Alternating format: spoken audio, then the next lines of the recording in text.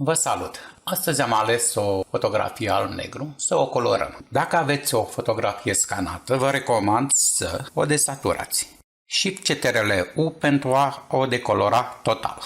O să folosim foarte mult unealta brush. Tasta B. Cum am spus și data trecută, o să folosim foarte mult scurtăturile, tocmai pentru a nu pierde timp. În partea stângă, vă recomand să aveți alb și negru. Dacă nu aveți așa, apăsați tasta D.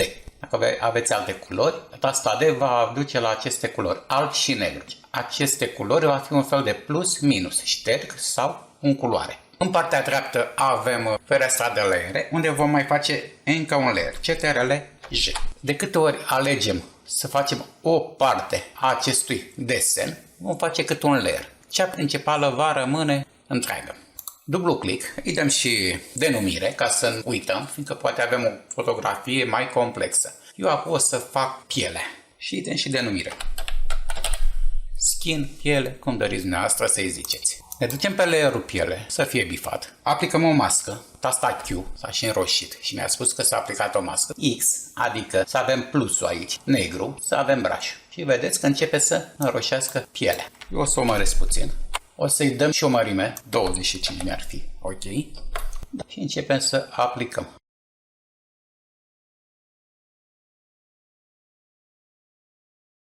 Vom aplica brush-ul peste tot pe unde avem piele. Chiar dacă greșim, ieșim puțin în afară, foarte bine, o să vă arăt și cum ștergem și cum remediem.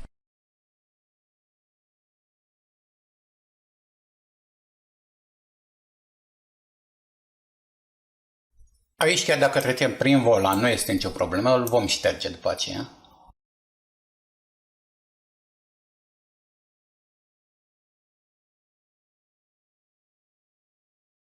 Acum, pe unde am greșit, Ctrl-X, minus, adică schimbăm pe alb aici și ștergem. Am pus culoare, șterg, dau un braj mai mic, ajută mai mult, un 10 cred, punem culoare cu X.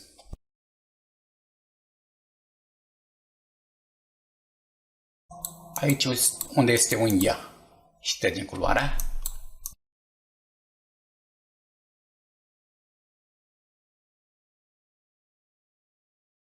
Bine, volanul puteam să-l ocolesc, dar cum v-am spus, poate sunt intenționat. Acum ștergem.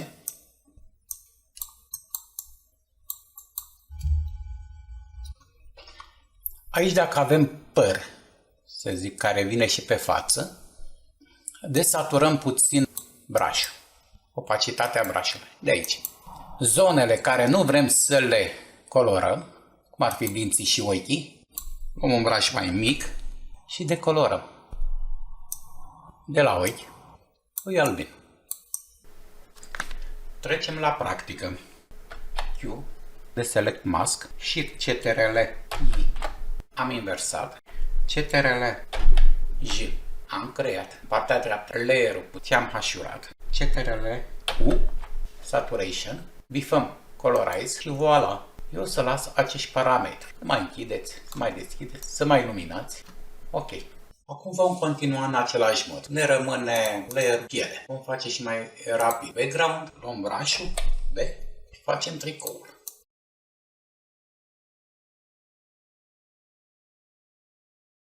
Q de select și Ctrl-I, facem un nou layer, ce am colorat, Ctrl-U, colorize. Acum aici, haideți să-i facem tricou mai galben. Îl și luminez puțin. Ok. Acum puteți face în același mod cerul, verdeața, mașina și tot așa. Vă urez succes!